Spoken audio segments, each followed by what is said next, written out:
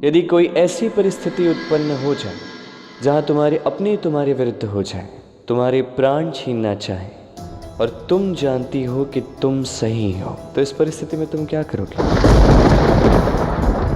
कैसा विचित्र सा प्रश्न है ये। भला ऐसा क्यों होगा मेरे साथ? बस कल्पना करो कि ऐसा कुछ यदि हुआ तो तुम क्या करोगे?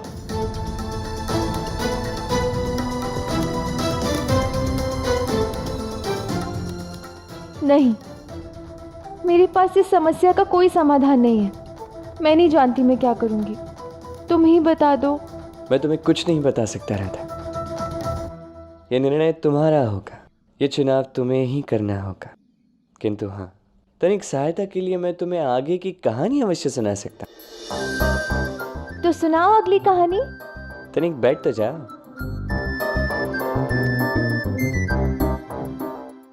हिरण्याक्ष के संहार के बाद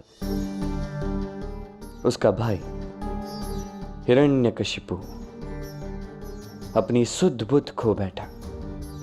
वो नारायण पे अत्यंत क्रुद्ध हुआ और उसके पश्चात उसने ब्रह्मदेव का तप किया अनंत समय तक। ओम ब्रह्मदेवाय नमः। ओम ब्रह्मदेवाय नमः। ओम ब्रह्मदेवाय नमः। हिरण्यकशिपु ने अनेक वर्ष ब्रह्मदेव की तपस्या में बिताए, एक ऐसा वर पाने के लिए जो हिरण्याक्ष के वर से भी विचित्र हो।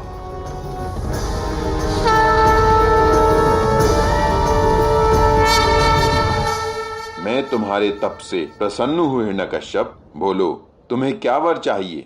हे ब्रह्मदेव, मुझे वर दीजिए कि ब्रह्मदेव की शक्ति से बना कोई भी प्राणी मेरा अंत न कर सके। ना मैं नर से मरूं, न पशु से, न देव से, न दैत्य से, न दिन में, न रात में, न अस्त्र से, न कोई शस्त्र से, न घर में, न घर के बाहर, न पृथ्वी पर, न आकाश में, इस ब्रह्मांड में, ना कोई मेरा शत्रु हो, ना ही कोई मुझसे शक्तिशाली योद्धा। तथास्तु।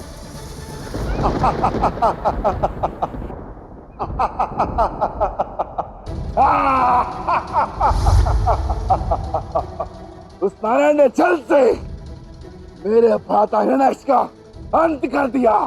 अब मैं उससे प्रतिकार लूंगा। मैं समस्त त्रिलोक से उस नारायण का नाम मिटा दूंगा।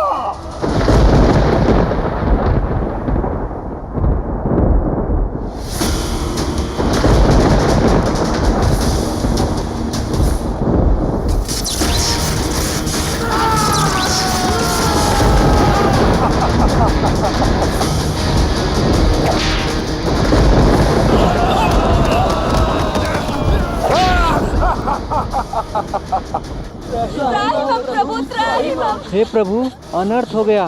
हे नारायण, रक्षा करो। ये विपदा कैसे आ गई प्रभु?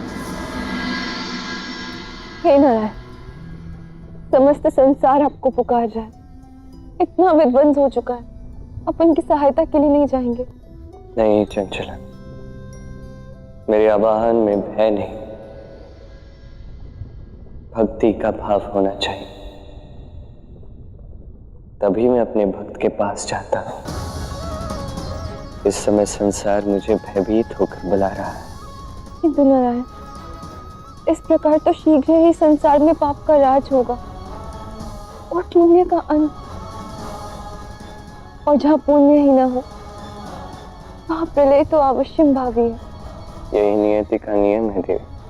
अर्थात ऐसा कोई नहीं जो भक्ति की शक्ति को साकार कर आपका नाम ले सके, आपका वाहन कर सके। है मेरा नन्हा भक्त प्रहलाद। ओम नमो भगवते। जहाँ ब्रह्मांड में सभी प्राणी, देव, मनुष्य, यक्ष, किन्नर, हर कोई हिरण्यकशिपु के भय से नारायण का नाम भी नहीं ले रहा था, वहीं एक छोटा सा बालक केवल नारायण का ही स्मरण कर रहा था, पूरी आस्था और भक्ति के साथ। ओम ओम नमो नारायण। ओम नमो नारायण। ओम नमो नारायण। ओम नमो नारायण। ओम नमो नारायण। एक और संपूर्ण संसार मुझे भगवान के रूप में पूज रहा है, ओम नमः हिरण्यकशिपु का जप कर रहा है, और दूसरी ओर तू मेरा अपना पुत्र उस धूर्त नारायण की आराधना कर रहा है। क्षमा करें पिताश्री, जो मैं कर रहा हूँ उचित ही कर रहा हूँ। मेरी बात ध्यान से सुन, मैं तुम्हारा पिता हूँ, तुम्हें मेरी आज्ञा का पालन करना ही होगा। निसंदेह आप मेरे पिता हैं, किंतु नारायण मेरे आराध्य, मेरे भगवान हैं। मुझे मेरी भक्ति को साकार करना ही होगा पिताश्री। देख, मान जा, अन्यथा मैं तुम्हारा अंत कर दूंगा।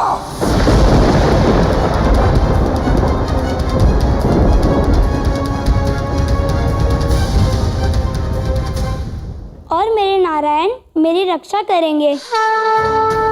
तुझे प्रेम से समझाया, तुझे भयभीत भी किया, पर तुम मेरे शत्रु नारायण का साथ दे रहे हो। अब तुम्हारा अंत निश्चित है। ओम नमो नारायण। ओम नमो नारायण।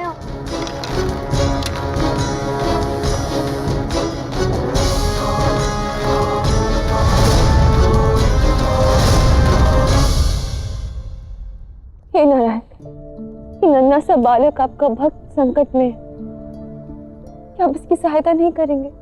चंचल, मेरे हर भक्त में मैं ही तो हूं ना। और जहाँ नारायण है वहीं उनकी शक्ति लक्ष्मी भी रहेगी।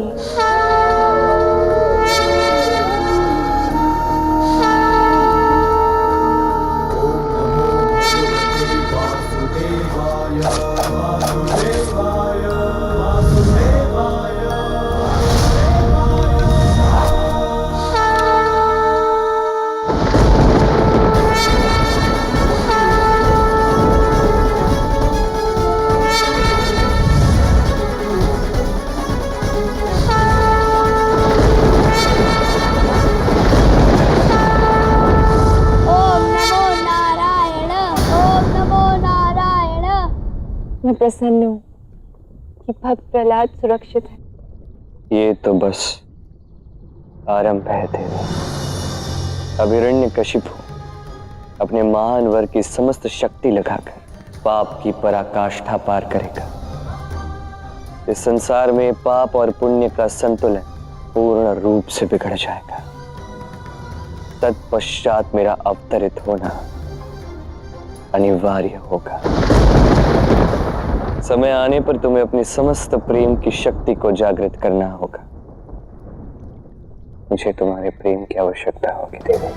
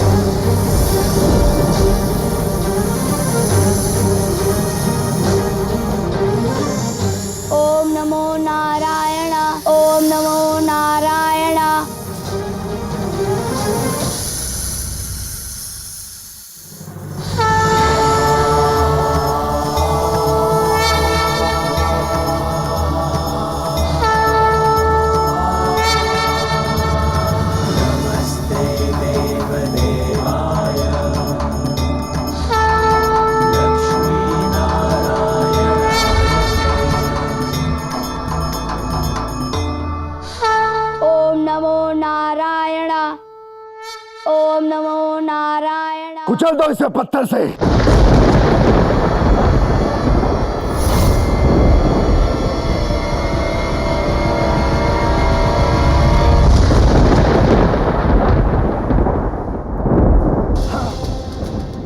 हिरण्यकशिपु जब पूर्ण रूप से पराजित हो गया, तब थक हार कर उसने अपने पुत्र प्रहलाद का अंत करने के लिए अपने सबसे शक्तिशाली अस्त्र को बुलाया, जो थी उसकी बहन होलिका।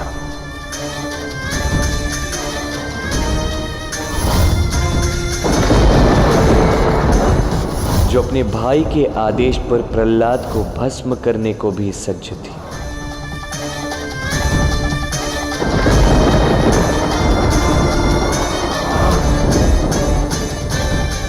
प्रणाम भ्राताश्री।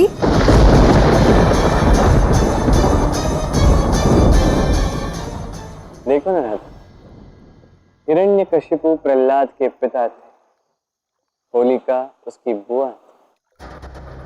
दोनों ही उसके अपने थे जो उसके विरुद्ध खड़े थे। प्रहलाद का सामना और किसी से नहीं, उसके अपनों से ही हो रहा।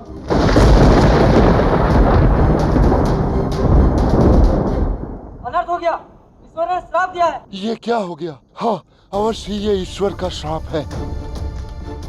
प्रतीत होता है कृष्ण, हमें यहाँ से जाना होगा। मैं आगे की कहानी को सुनना तो चाहती हूँ कि होलिका ने आगे क्या किया, किंतु अभी नहीं। तुम आगे की कहानी मुझे बाद में सुना देना, ठीक है? मैंने जो प्रश्न तुमसे पूछा है उसे स्मरण रखना रहा। यदि प्रहलाद की भांति तुम्हारे अपने भी तुम्हारे विरुद्ध हो जाते हैं तो तुम क्या करो? क्या बात है कृष्ण, तुम बार बार ऐसा क्यों कह रहे हो?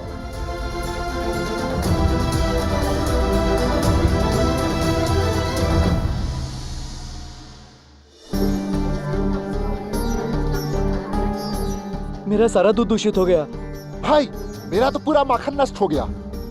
मैंने घी बनाना चाहा तो वो बना ही नहीं। जब सम्मोहना ने तुम सबका दुग्ध ही नष्ट कर दिया तो ये सब तो होना ही था। ये सब मैं क्या सुन रहा हूं? अब सबके दुग्ध उत्पाद नष्ट हो गए। कदाचित ये ईश्वर का श्राप है। हाँ, अवश्य ये ईश्वर का श्राप है। हे प्रभु, ये अनर्थ क्यों? शांत, चिंता मत कीजिए।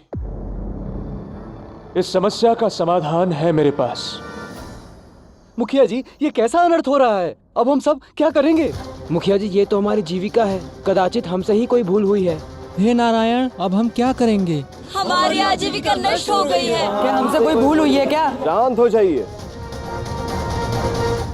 मैं जानता हूं कि ये समय कठिन है, किंतु हमें धैर्य के साथ इस समस्या का कोई ना कोई समाधान निकालना ही होगा। एक समाधान है मेरे पास।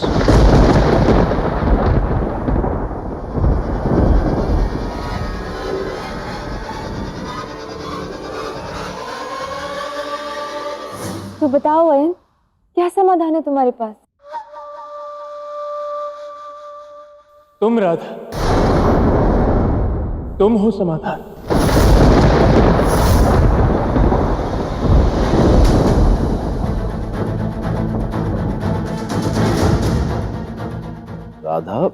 राधा इस समस्या का समाधान कैसे कर सकती है?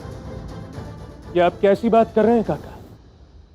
जो राधा ऋषि अष्टवक्र को सत्य का ज्ञान दे सकती है, जो मुझे ऋषि अष्टवक्र से मिलवाकर ठीक कर सकती है, जो इतनी बुद्धिमान है, उसके लिए यह समस्या कोई बड़ी समस्या थोड़ी है। तो आज मैं आयन और समस्त बरसाना राधा से यह निवेदन करता है कि इस समस्या का समाधान भी राधा ही निकाले।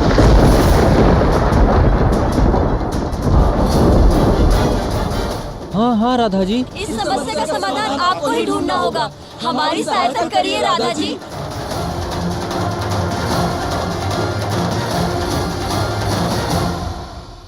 बाबा, मेरे मन में वर्षों से एक बात है जो आज मैं कहना चाहती हूँ। अब बोलो पुत्री, इसमें संकोच कैसा?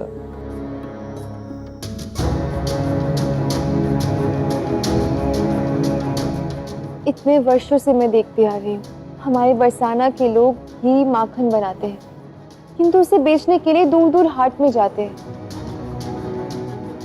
और इस यात्रा में हमारा माखन कई बार खट्टा भी पड़ जाता है। जिससे हमारे ग्वालों को बहुत नुकसान उठाना पड़ता है। तो क्यों ना हम सब बरसाना वाले अपनी एक नई हाट बना ले, जहाँ पूरे 108 गांव के दूध विक्रेता आकर व्यापार कर सके। इस प्रकार हमें अपनी वस्तुओं की लेन देन के लिए कहीं और जाने की आवश्यकता ही नहीं पड़ेगी।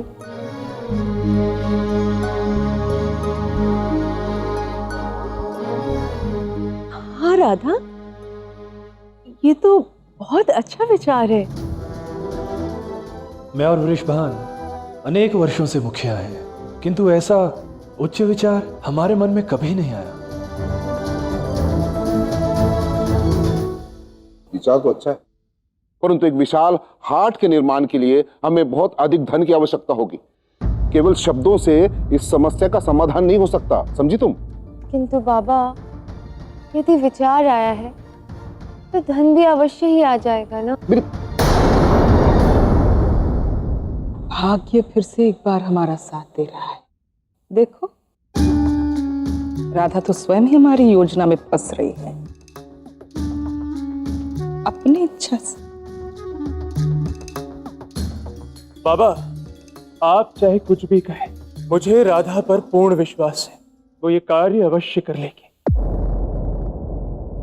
हाँ पुत्री, हम सबको तुम पर पूर्ण विश्वास है। ऐसा करो कि तुम संध्या तक इस संदर्भ में विचार करो, और हम सब तुम्हारे साथ हैं।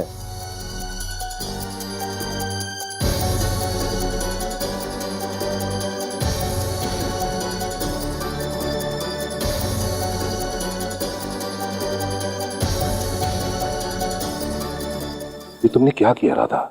इतने सारे लोगों के मन में आशा की किरण जगा दी। यदि तुमने ये पूर्ण नहीं किया ना, तो तुम्हारे साथ साथ हमारे परिवार की प्रतिष्ठा भी मिट्टी में मिल जाएगी। उचित नहीं किया तुमने ये। किंतु बाबा,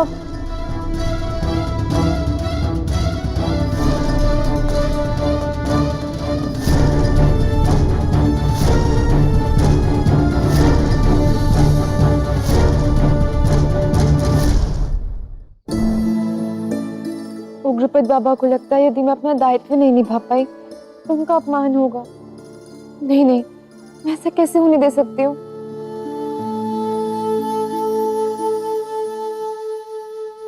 हे नारायण, मैं भी कितनी मूर्ख हूँ।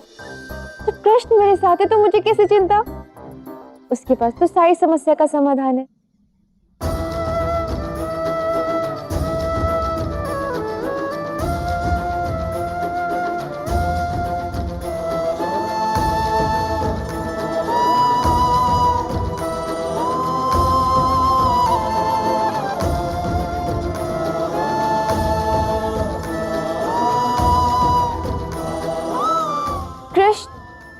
मैं कब से तुम्हें ढूंढ रही हूँ और तुम यहाँ खेत में घूम रहे हो।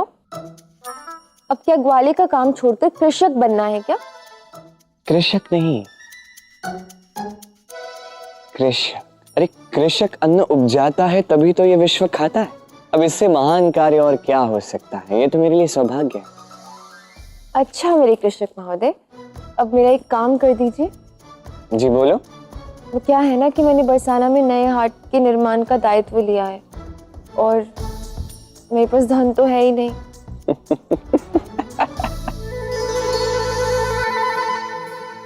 क्या हुआ? इस प्रकार हंस क्यों रहे हो? मैं क्या करूं, हंसू नहीं तो और क्या करूं। हमें देख रहा हूँ साक्षात देवी लक्ष्मी को धन की समस्या होने लगी, बाकी लोग संसार में क्या करें।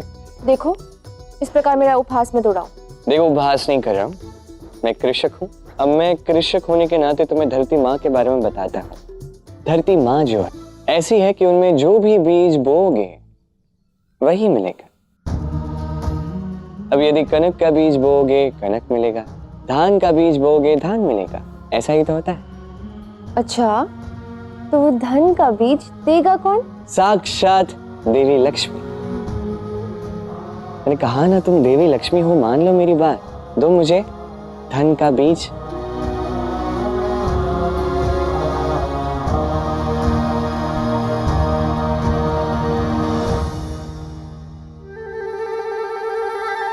रुको, 7 पग की दूरी भी तो रखनी है ना, थोड़ा समझा करो।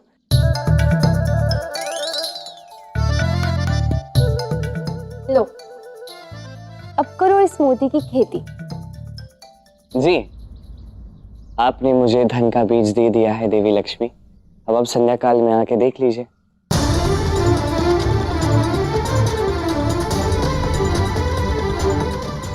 दादा, तुम्हें अपने कृष्ण पे विश्वास तो है ना? हाँ है, किंतु कोई मोतियों की खेती कैसे कर सकता है भला? देखो कृष्ण, आज संध्या काल तक मुझे इस समस्या का समाधान देना ही होगा। अब शेष सब तुम पर ही है।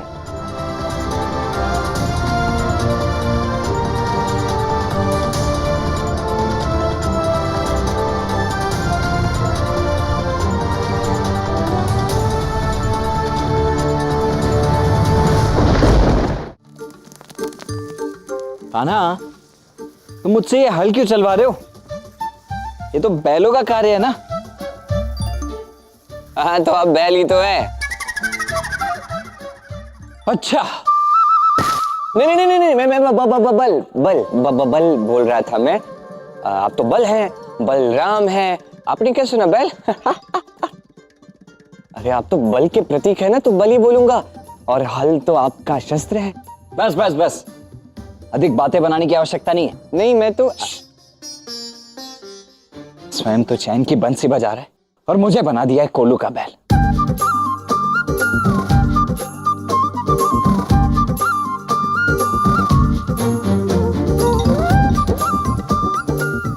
देखो तो, हल और बल साथ में कितने अच्छे लगते हैं। वाह वाह वाह।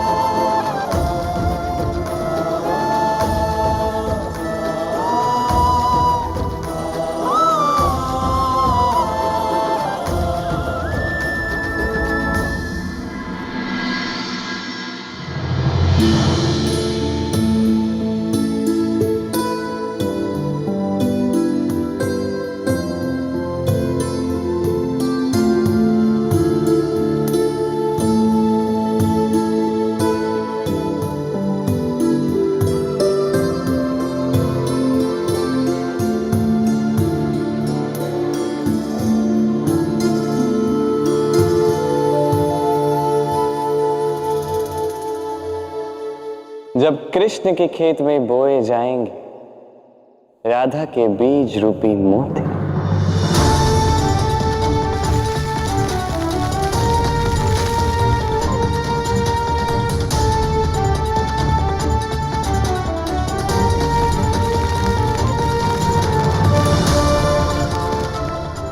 तब ये ब्रह्मांड देखेगा पहली बार मोतियों की खेती।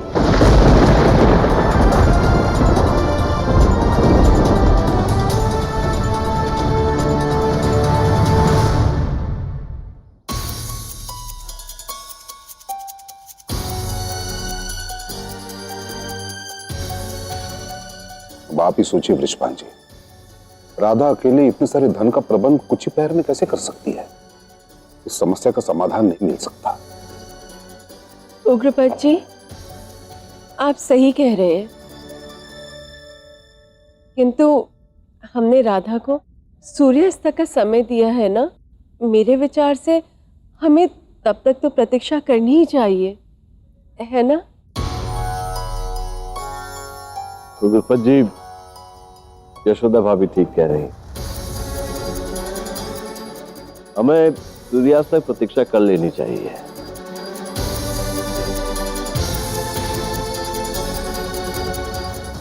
माँ, ये राधा समस्या का समाधान निकाल लेगी ना, अन्यथा हमारी योजना का क्या होगा? निश्चिंत रहो, वो कृष्ण है ना, वो राधा को असफल होने ही नहीं देगा। हा? माया, कोई ना कोई माया तो वो कृष्ण अवश्य करेगा ना यार।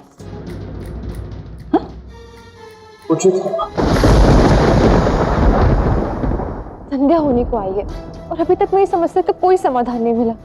और ये कृष्ण पता नहीं कैसे विचित्र सी बातें करता है। भला मोतियों की खेती हो सकती है क्या?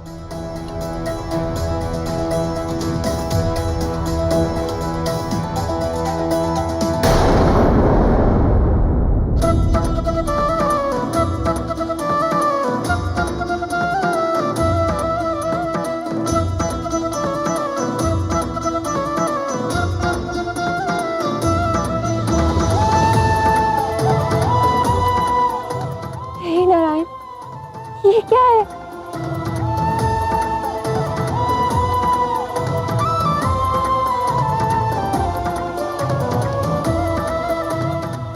कृष्ण, ये तो मोतियों का वृक्ष है, किंतु कैसे ये कैसे संभव है? मैंने तुमसे कहा था देवी लक्ष्मी जब चाहे जहां चाहे धन उगा सकती, किंतु तुम तो मेरी बात ही नहीं सुन रही थी। अब देखो,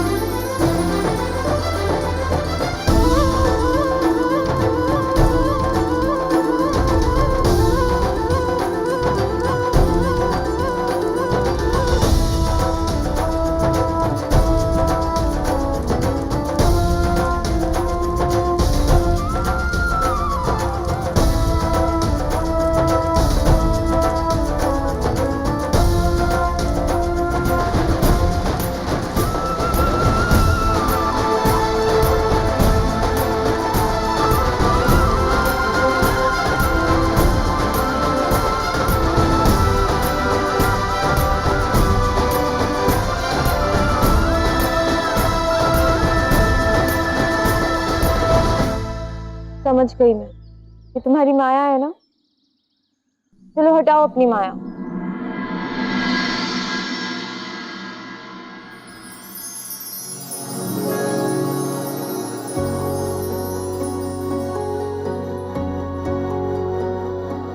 ये प्रेम के मोती हैं राधा, और ये 100% वास्तविक है।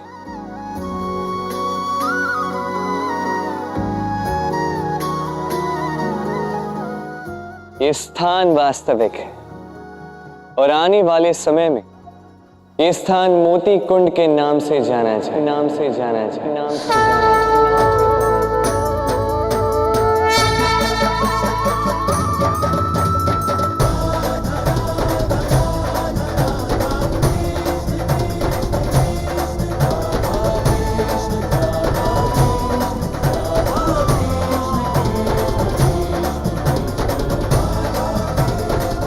सत्य में ऐसा प्रतीत होता है जैसे बहुत ही बहुमूल्य मोती है। तुम तो कुछ भी कर सकते हो। हाँ, इस कथन में एक त्रुटि है। सत्य ये है कि मैं राधा के लिए कुछ भी कर सकता हूँ।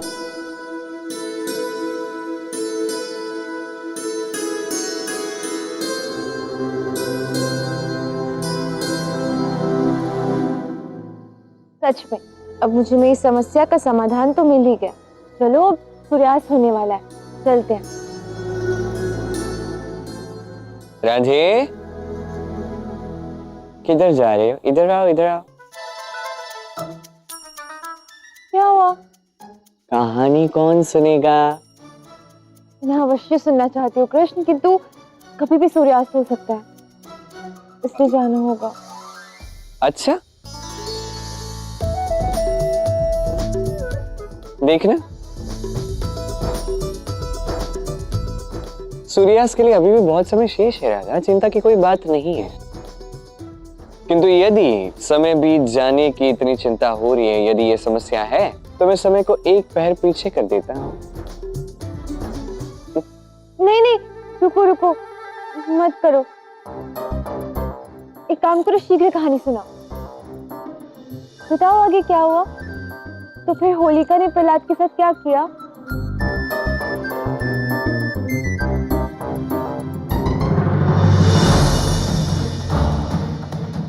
भ्राताश्री, आपकी इस चिंता का समाधान है मेरे पास। मुझे ब्रह्मा का वरदान है कि अग्नि मुझे नहीं जला सकती।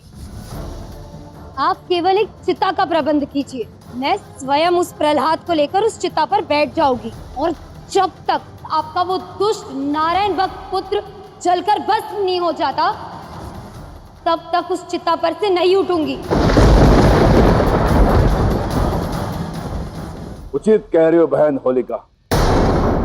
तुम उस प्रहलाद को लेकर चिता पर बैठ जाओ और उसे भस्म कर दो। जाओ।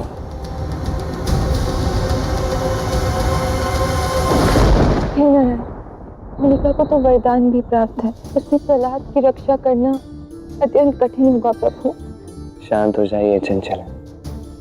यदि होलिका के पास वरदान है तो प्रहलाद के पास भक्ति की शक्ति है, ठीक वैसी जैसे आपके अनंत प्रेम की शक्ति है देव। नारायण, आप मुझे बार बार प्रेम की शक्ति का स्मरण करा रहे हैं, अर्थात अवश्य ही कुछ होने वाला है। कुछ तो बताइए। समय से पूर्व तुम्हें कुछ नहीं बता सकता। हाँ, इतना अवश्य कहूंगा, भविष्य के गर्भ में कुछ ऐसा घटित होने वाला है जिससे समय स्थिर हो जाएगा, जिसके समक्ष आप जैसी शक्ति भी भय से कांप उठेगी। बस उस क्षण के लिए सज्ज रहना। अब अपने मन को साध लो देवी, पर्वत सा दृढ़ बना लो इसे।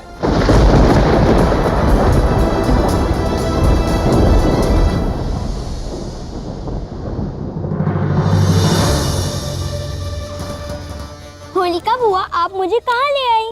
वही जहाँ तुम जाने के योग्य हो। अर्थात मेरे नारायण के पास? नहीं, मृत्यु के पास।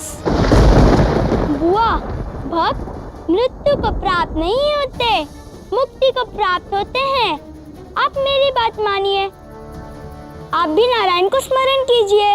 आप उन्हें समझने में भूल कर रही हैं।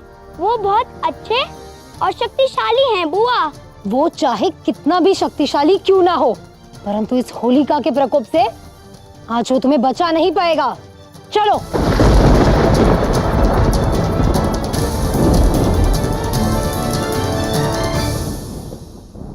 ओम नमो नारायण।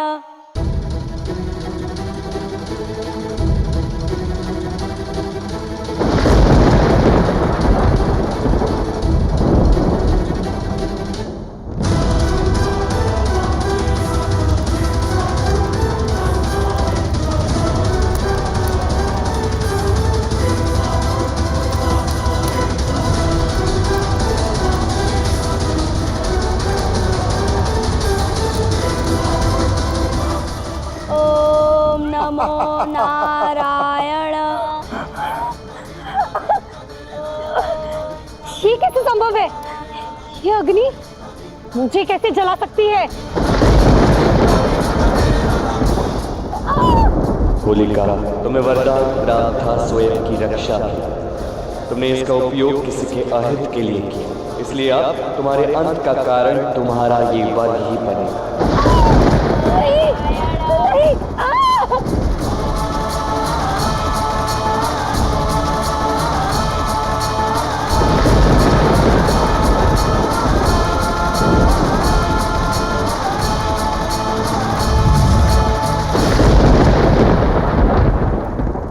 ओम नमो नारायण। होलिका जो प्रहलाद की बुआ थी, जो अपनी ही शक्ति का उपयोग अपनों का ही अंत करने के लिए कर रही थी, उस होलिका का अंत स्वयं प्रहलाद के समक्ष हुआ। फिर भी प्रहलाद भक्ति में लीन रहा। तुम बता रहा था, यदि तुम्हारे समक्ष कोई अपना मृत्यु को प्राप्त होने जा रहा हो तो तुम क्या करोगे?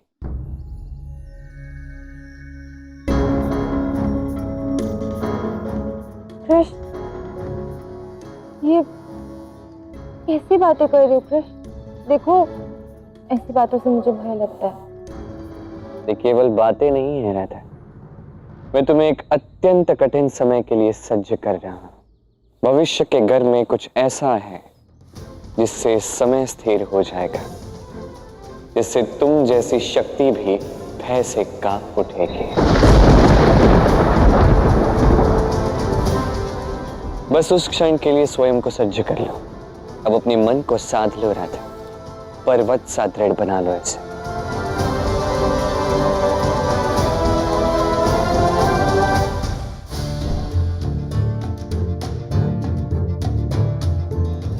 कदाचित राधा को इस समस्या का समाधान नहीं मिला होगा, शायद इसीलिए वो यहाँ नहीं आई। हाँ मित्र, मुझे भी लगता है कि सभा को समाप्त कर देना चाहिए।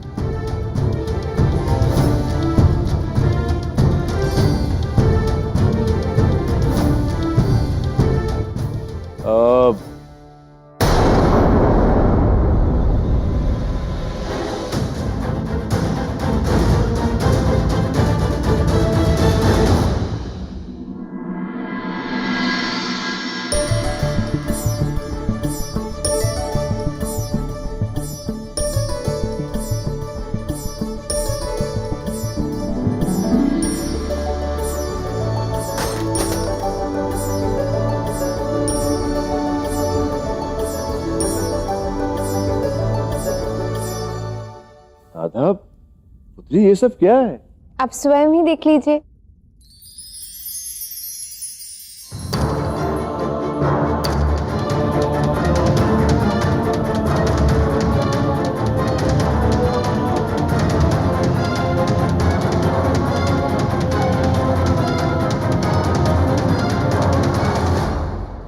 ये मोती तो अति अनमोल है।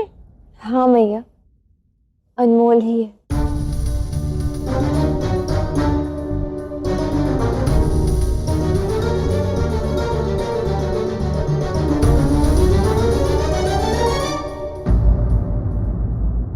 तुम्हें मोती कहां से मिले?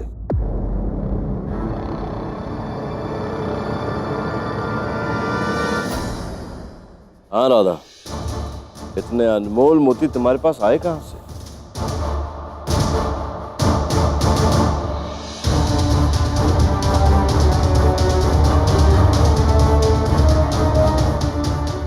राधा उत्तर दो, मैंने कुछ पूछा तुमसे।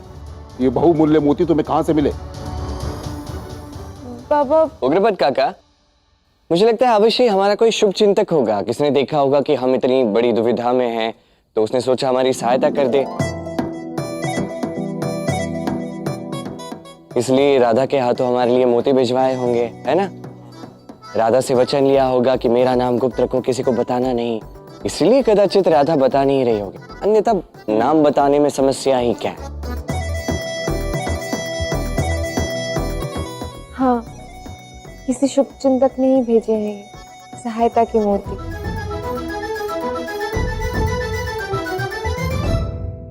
सत्य राधा, अब हम सबका विश्वास तुम पर और भी दृढ़ हो गया है। अद्भुत हो तुम। हमें तुम पर गर्व है राधा। केवल हमें नहीं, बल्कि समस्त गांव को तुम पर गर्व है। धन तो आ गया, परंतु अंततः है तो हम ग्वाले ही ना। अकस्मात इतना बड़ा हाट हम निर्माण कैसे करेंगे? और कौन करेगा? जिसने मोती दिए वही हाट का निर्माण भी करेगा। क्यों कान्हा? अरे नहीं रहा, धन तो देवी लक्ष्मी देती है, मैं कहा। हाँ ठीक है, किंतु यदि तुम नहीं करोगे तो हाट निर्माण का कार्य करेगा कौन? आप सब चिंता मत कीजिए, मैं इस कार्य में पारंगत हूँ।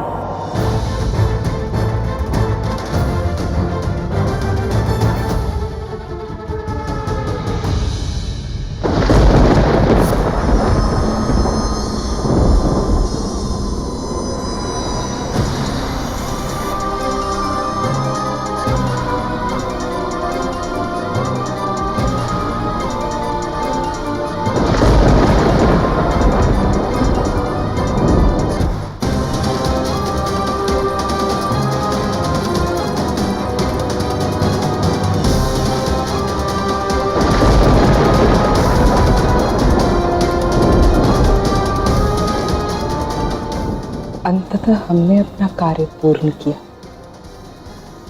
देखो, सबको एक साथ यहाँ ले आए हम। हाँ, अब सम्मोहना की बारी है।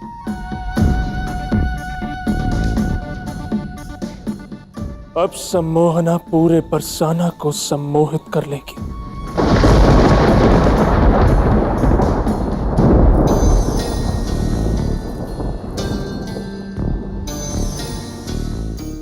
मैं सम्मोहना हूं।